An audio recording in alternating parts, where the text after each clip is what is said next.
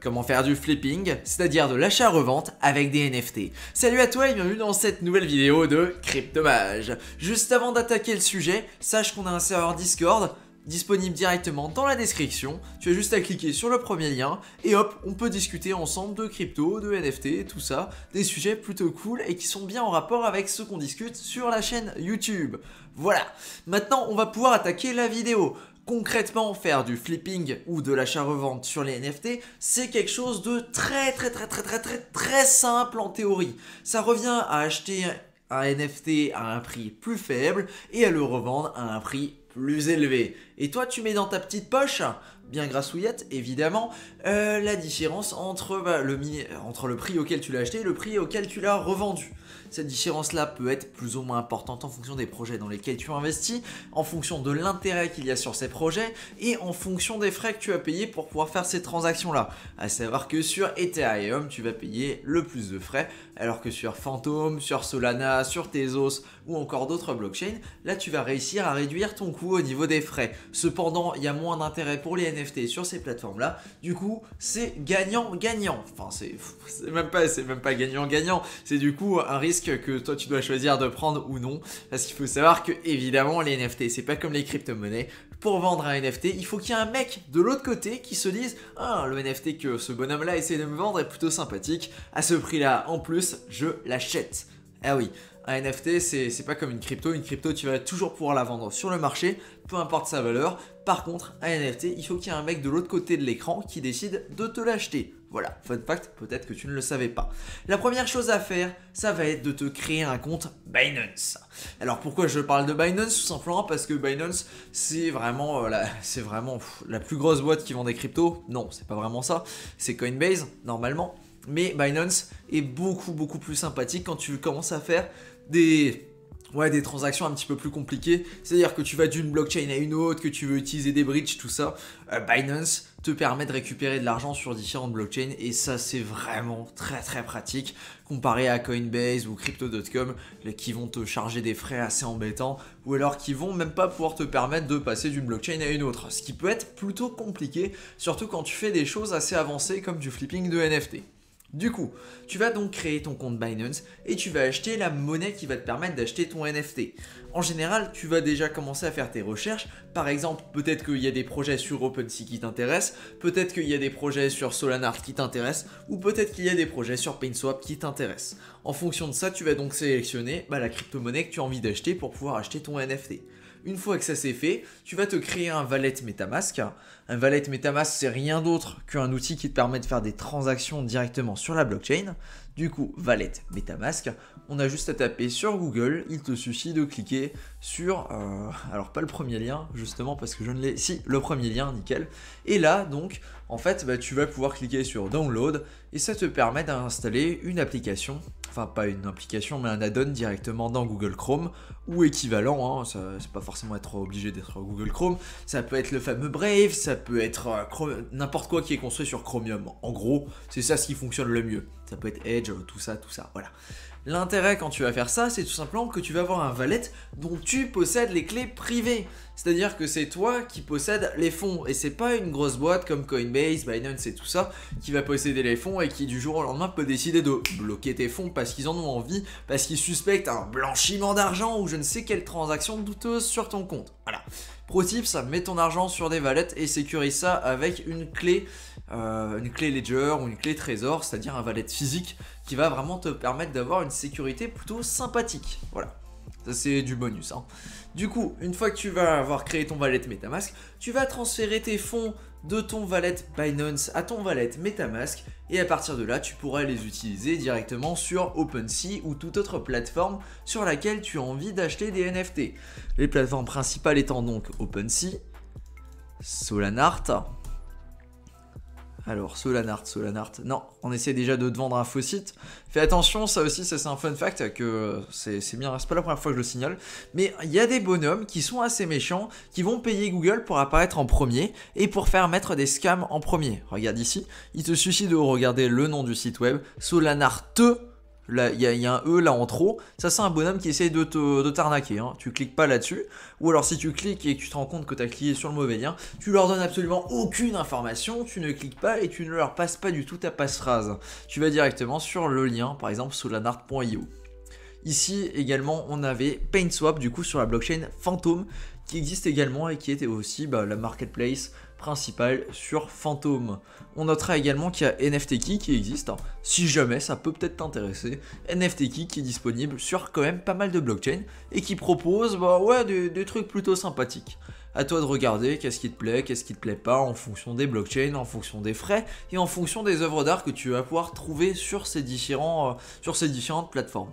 Voilà, on va admettre que tu vas faire tes transactions sur OpenSea ou enfin sur un des quatre là en gros. Hein. Le fonctionnement est quasiment le même, c'est juste qu'il va falloir que tu déplaces tes fonds d'une blockchain à une autre en fonction des transactions sur quelle blockchain tu as envie de les faire. Par exemple, si tu veux faire un achat sur OpenSea, il faut que tes fonds soient disponibles sur la blockchain Ethereum. Si tu veux faire un achat sur la blockchain Phantom, par exemple avec PaintSwap ou alors avec NFTKey, et bien là il va falloir que tes fonds soient disponibles sur la blockchain Phantom. Attention, il faudra donc peut-être que tu utilises un bridge en fonction de là où tu vas utiliser tes fonds. Une fois que tes fonds ont été bridgés, c'est très simple, tu te connectes simplement. Du coup, moi, j'ai pas MetaMask sur ce navigateur, donc je ne vais pas pouvoir le faire là maintenant dans cette démonstration-là. Mais tu te connectes et à partir de là, tu pourras faire des transactions pour acheter des NFT simplement en cliquant sur le NFT qui t'intéresse et en cliquant ici sur le bouton acheter qui apparaîtra à la place du Unlock Wallet. Voilà, c'est exactement pareil pour OpenSea, pour Solanart ou encore pour NFTKey. C'est exactement le même système qui est utilisé partout. Voilà. Tu sais donc maintenant comment acheter des NFT. Vraiment, c'est pas plus compliqué que ça. C'est assez simple à prendre en main. Évidemment, je t'en ai pas parlé dans cette vidéo-là, mais il faudra prendre en compte les frais qui sont quand même assez importants sur OpenSea, surtout quand tu ouvres ton compte. Et alors que sur Solana, sur Avalanche, sur PaintSwap et tout ça, tu vas avoir beaucoup moins de frais. Voilà. Par contre, il y a moins d'intérêt, c'est toujours à toi de regarder qu'est-ce qui t'intéresse toi personnellement. La troisième étape, ça va être de trouver des projets intéressants. Et oui, si tu as envie de flipper quelque chose, il faut que tu aies un projet à acheter, à revendre. Alors évidemment, il y a des projets qui sont très connus comme les Piot Club, les Punk et tout ça, mais j'imagine que t'as pas des centaines de milliers d'euros à claquer là comme ça tout de suite pour acheter des NFT alors que tu viens juste de débarquer dans le game, ce qui est normal entre nous. Du coup, ce qui va t'intéresser toi, ça va soit être de trouver des projets qui n'ont pas encore minté, c'est-à-dire qui n'ont pas encore eu une première vente, ou alors d'aller chercher des projets qui sont existants, mais qui sont sous-cotés en fonction des différents critères que toi tu vas définir. Par exemple, je sais pas, si toi ton critère principal c'est que le projet a une roadmap et qui va délivrer, tu vas t'arranger pour trouver des projets qui ont du coup une position sur une roadmap assez intéressante, avec des projets ambitieux, et que tu penses que le projet là va en fait réussir à monter sur cette roadmap et à délivrer vraiment ce qu'elle dit qu'elle va délivrer. Ce type de choses. La majorité des projets, tu vas les trouver de deux façons. Soit tu vas sur Twitter et tu te balades, vraiment tu commences à suivre des gens qui sont sur Twitter, anglophone en général. Hein. Il y a beaucoup plus de trucs sur le Twitter anglophone, je te rassure. Soit tu vas sur le Twitter anglophone et du coup tu fais tes recherches en fonction des différents projets. Tu vas suivre des gens qui sont dans le game des NFT et tu vas te rendre compte que ouais, il y a pas mal de NFT, il y a pas mal de choses qui existent. Et comme ça, au fur et à mesure, tu vas te rendre compte que ok, ça a l'air sympa, ça a l'air sympa. Je vais regarder un petit peu plus en détail ce qu'ils vont faire. Ça, c'est comme ça en général que tu trouves des projets.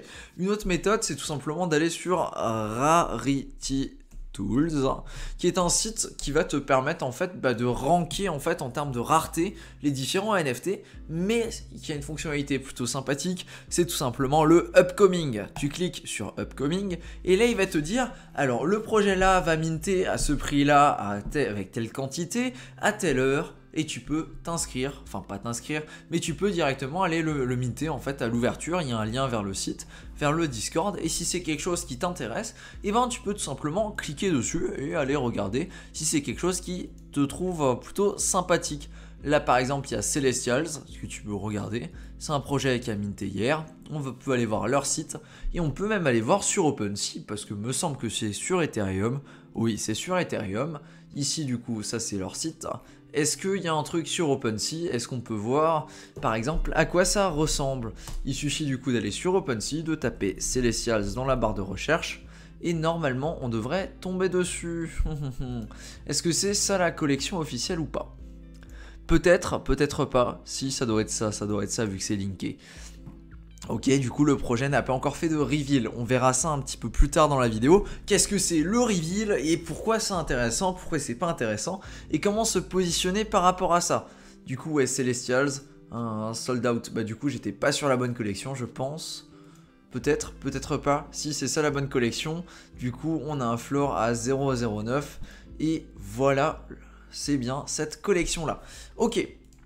Maintenant que tu sais comment trouver des projets plus ou moins intéressants, on va regarder les différentes stratégies quand tu vas faire de l'achat-revente. La première, qui est notée comme troisième, oh, je suis fort quand même, hein. Du coup tu as 3, 4, 5, 6, 7, un détail, tu feras pas gaffe. Du coup, la première stratégie qu'on va voir, c'est l'achat-revente avant le reveal d'un projet. Ici tu as pu voir du coup qu'il y avait Celestials par exemple, qui a minté pour 0,08 Ethereum. Comment on sait ça? On l'a vu 0,085. Excuse-moi, on fait quand même des trucs plutôt précis dans le game. 0,085 Ethereum. D'ailleurs, ils ont réduit la supply. Fun fact, je ne sais pas pourquoi. Peut-être que c'est expliqué dans le Discord. Et ils te disent que du coup, eux, ils ont minté. Maintenant, il y a plusieurs phases. C'est-à-dire une première phase là où en fait les projets vont être mintés. C'est-à-dire que tu as minté un NFT, mais tu ne sais pas quel NFT tu as minté. Par exemple, ici, tu as peut-être minté le NFT de chez Celestials, numéro 2789, celui-ci même. Ici, tu peux voir que l'icône en fait te dit pas lequel c'est et tu vas pas avoir l'onglet Properties qui va te dire du coup c'est ça les propriétés. Si tu veux un exemple d'un onglet complet, on peut par exemple aller checker chez les fameux Bored Ape Yacht Club. Et ici, tu verras qu'il va y avoir un onglet propriétés qui va te dire du coup les propriétés du NFT en question avec Properties. Il y en a 12% qui ont la couleur de peau, le background qui est en gris, 2% qui ont la stun jacket, ce genre de choses là assez intéressant. Eux, chez Celestials, c'est pas encore disponible. Ok. Qu'est-ce que ça veut dire? Ça veut dire qu'à un instant T, c'est eux qui définissent ce moment, ils vont mettre en place en fait les métadonnées et ça veut dire que ton Celestials 2789 va être révélé. Tu sauras à quoi il ressemble. En fait, là c'est un pré-reveal, du coup, tu sais pas encore à quoi ça va ressembler. Voilà. Du coup, ça peut être une stratégie assez intéressante d'acheter là maintenant le NFT de chez Celestials, d'attendre juste avant le reveal et de le revendre juste avant le reveal. Parce qu'en général, les gens, s'il y a assez de traction derrière le projet, vont commencer à acheter, vont réduire la supply disponible et du coup, le prix va augmenter juste avant le reveal. Ça dépend des projets. Évidemment, il faut qu'il y ait de la traction sur le projet si tu veux que ça arrive. Ça dépend de plein de choses. Si y a plein de gens sur Twitter qui parlent du projet, si le serveur Discord est très très fort, si les bonhommes qui investissent dedans ont pas mal d'argent et s'en fichent de perdre un petit peu d'argent, si le floor il monte, il descend, voilà, ça dépend de plein de paramètres. Du coup, par exemple ici, dans ce cas-là, tu peux décider soit de minter le projet, soit d'acheter là maintenant tout de suite un NFT au niveau du floor et essayer de le revendre plus tard directement avant le reveal. Peut-être que le prix sera plus élevé, peut-être que le prix sera moins élevé. Voilà, ça va vraiment dépendre de l'attrait qu'il peut y avoir derrière ce projet-là. Ça, c'est la première technique pour faire du flipping. Il y a également une autre méthode en fonction des projets. Il va y avoir un système de whitelist. Si tu arrives à rentrer dans la whitelist des projets, eh bien avec ça, en fait, tu vas en général avoir un prix pour minter qui est inférieur et surtout, tu vas avoir la garantie que tu vas pouvoir minter le projet. En fonction des projets, sur certains projets, tout simplement, il y a trop de monde qui vient à un instant T, le projet se fait minter en quelques secondes et c'est quasiment impossible pour toi d'aller minter le projet directement. Voilà. Ça c'est la petite variante. On va donc voir 3 autres stratégies maintenant. L'achat-revente sur la rareté d'un projet. Pour ça, on va aller sur NFTKey. NFTKey qui nous permet du coup de choper la rareté directement. nftkey.app. On va aller sur la blockchain fantôme parce que j'aime bien la blockchain fantôme. Et on va regarder par exemple les AstroKids. Voilà. Du coup, ici, sur cette... on va juste afficher la liste. Donc, c'est les NFT qui sont en vente. Et on va les trier tout simplement par le prix le plus faible. L'idée, ça va être de trouver des NFT qui sont en vente Mais ces NFT-là, ils vont être en vente à des prix inférieurs par rapport à leur rareté. C'est-à-dire que si tu trouves un NFT d'une certaine collection qui est rare, mais qu'il est vendu à un prix pas cher, ben toi tu peux l'acheter à un prix pas cher pour essayer de le vendre à un prix plus cher parce qu'il est assez rare. Je sais pas si c'est clair ce que j'ai raconté, mais globalement, on va prendre un exemple. Par exemple, celui-là, si tu veux, on va regarder, je sais pas, la couleur. La couleur qu'il a, du coup, on va aller dans Details. Et là, tu vas voir, du coup, la couleur. Body, hair, eyes, face. Oui, bah ils ont tous une tête, génial, j'imagine. Hein. Pink Blue Skin, tu vois, ça va être Pink Blue Skin. Tu vas voir que c'est un truc qui est assez... Enfin, en fait, ça va... je me mélange un petit peu les pinceaux là dans ce que je raconte. Mais en gros, c'est d'aller chercher des traits qui sont rares et qui vont être disponibles sur des NFT qui sont pas forcément chers. Par exemple, tu vas sur Listing, du coup, on va enlever les différents traits pour filtrer. Et tu vas regarder par exemple pour des traits qui sont, alors on va clear filters, et on va regarder pour des traits qui sont plutôt rares, en fonction des projets. Par exemple ici tu peux voir qu'il y a certains traits qui sont uniques, et qui du coup vont avoir une valeur supérieure à la normale du projet. Tu peux également voir qu'il y a des traits qui sont assez rares, par exemple les NFT qui vont avoir un troisième œil. Ici ça pourrait être intéressant du coup d'aller choper celui-là par exemple, parce qu'il va avoir un troisième œil. Il va avoir du coup une feature assez rare et pourtant il a un prix à 169 FTM, ce qui est quasiment au niveau du floor qui est à 130 FTM. Du coup ça peut être intéressant. Tu peux voir que les autres sont revendus à des prix potentiellement beaucoup plus chers et surtout parce qu'il y en a très peu qui vont avoir le trait là du troisième œil. Ça s'appelle faire du flipping mais en utilisant la rareté comme métrique principale. Ça se fait sur pas mal de collections et c'est vraiment plus à toi de connaître un petit peu la collection, l'attrait qui peut y avoir derrière et ça c'est vraiment quelque chose qui peut faire la différence si tu connais déjà un petit peu plus le projet, que tu sais un petit peu plus ce qui est rare, ce qui est pas rare, ce qui peut se vendre, ce qui peut ne pas se vendre. Évidemment, on le rappellera jamais assez, il faut qu'il y ait un bonhomme de l'autre côté qui se décide à aller acheter ton NFT. Sinon, malheureusement, tu ne vas pas le vendre. Voilà, c'est pas comme les cryptos, je l'ai dit en début de vidéo, je préfère le répéter, histoire qu'on soit sûr là-dessus. Troisième technique pour faire de l'achat-revente. Tu sais qu'il va se passer un événement sur ton projet. Tu sais qu'il y a un certain influenceur qui va parler du projet à telle date. Tu sais qu'il va y avoir, par exemple, qu'est-ce qu'il peut y avoir? Tu sais par exemple qu'il va y avoir un airdrop aux gens qui possèdent le NFT à telle date. Tu sais que par exemple qu'il va y avoir le lancement d'un jeu associé à ton projet qui lance à telle date. Et bien là, avec ces informations-là, tu te doutes bien que le prix, avant la date qui arrive, avant la date là où il va y avoir cet événement, il va avoir tendance à monter parce que les gens vont s'arranger pour prendre position parce qu'ils savent qu'il y a quelque chose qui va venir et du coup ils veulent acheter parce qu'ils savent qu'ils auront peut-être une opportunité de le vendre pour plus cher, tout simplement parce que l'événement va rajouter de la valeur au projet. Si tu as des informations sur des événements qui vont venir sur des projets, ça peut être intéressant d'aller acheter ces NFT là au prix là où les gens n'ont pas l'information. Parce que là maintenant tout de suite les gens vont pas avoir l'information, vont pas avoir le prix du projet, enfin surtout de l'événement qui est mis du coup dans le prix du NFT. Et là toi tu vas pouvoir l'acheter pour moins cher et le revendre pour plus cher juste au moment là où il va y avoir la vague de traction qui va être attirée par l'événement qui est lié à ton projet. De façon plus terre à terre on va dire, par exemple tu peux prendre un projet comme par exemple les Bored Ape Yacht Club. Les Bored Ape Yacht Club, qu'est-ce qu'ils ont fait à un moment? Il y a eu à un moment un airdrop pour les gens qui possédaient des Bored Ape Yacht Club. Ils ont tous reçu un NFT. Ce NFT a permis de créer les MIYC, du coup les Mutant Bored Ape Yacht Club. Et vu que les gens savaient, enfin si les gens... C'est peut-être pas forcément le meilleur des exemples, mais en tout cas, le prix a monté tout simplement parce que les gens savaient qu'il allait y avoir ce airdrop. Et du coup, les gens qui ont su qu'il allait y avoir ce airdrop, ils ont pu profiter en fait juste avant le airdrop pour le vendre plus cher ou alors juste d'attendre de récupérer le airdrop et de vendre le airdrop. C'est le genre de vague que tu peux voir au niveau des prix. C'est quelque chose qui se voit sur pas mal de collections qui vont faire des dérivés ou alors qui vont faire plusieurs NFT pour leur propre collection. Voilà, c'est quelque chose d'assez intéressant à prendre en compte. Ensuite, on va avoir un troisième type, une troisième façon.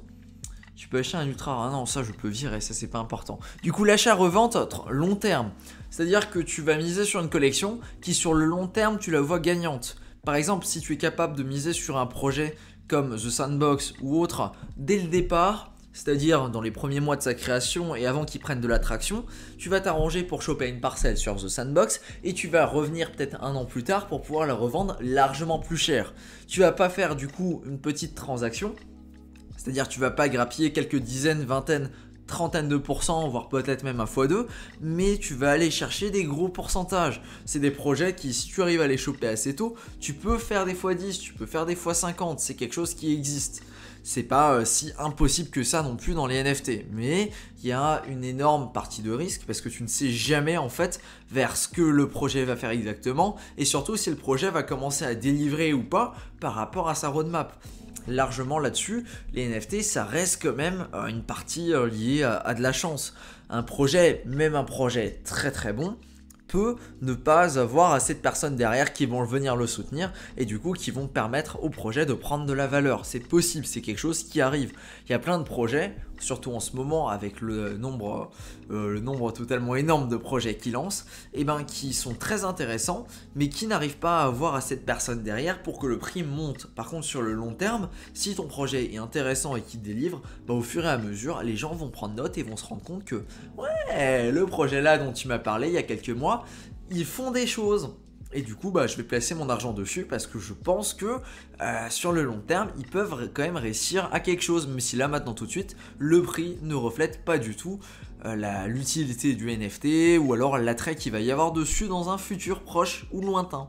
Voilà, du coup on vient de voir les 4 stratégies principales quand tu veux faire du flipping, ça veut dire de l'achat-revente. Soit tu vas le faire avant le reveal d'un projet, histoire d'attendre que les prix montent et de le revendre à ce moment-là. Soit tu vas choper un NFT rare d'une certaine collection tu vas choper un NFT rare d'une certaine collection, tu vas le choper pour pas trop cher et tu vas pouvoir le revendre pour largement plus cher. Soit tu vas faire de l'achat-revente parce que tu sais qu'il y a un événement qui va venir sur un certain projet et que ça va faire venir de l'attraction au niveau du projet, qu'on va parler du projet et que du coup ça va intéresser les gens. Soit tu vas faire de l'achat-revente pour faire du long terme, c'est-à-dire tu vas minter un projet qui pour toi dans quelques années sera encore là et aura peut-être une position très intéressante dans le game. Voilà, ça pour moi ça va être les 4 méthodes les plus intéressantes pour faire de l'achat-revente. Évidemment il y en a très probablement d'autres, qui suis-je pour dire que je connais absolument tout? Ce n'est pas vrai. Je te propose simplement des techniques, des stratégies qui existent.